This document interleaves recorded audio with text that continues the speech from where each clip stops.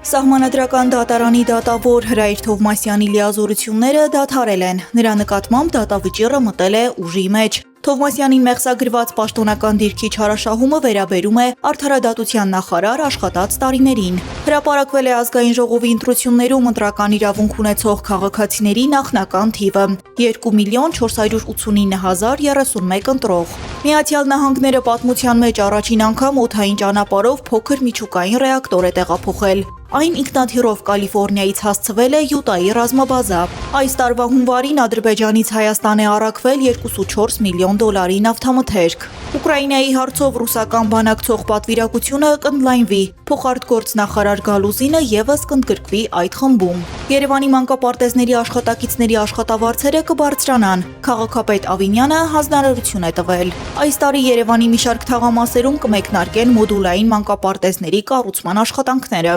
Օրենքով սահմանված ժամկետում համաձայնության չգալու դեպքում հետ բաժնետոմսերն ու գույքը կճանաչվեն հանրային գերակաշահ և կոտարվեն, հայտնել է ՀԾԿՀ նախագահը։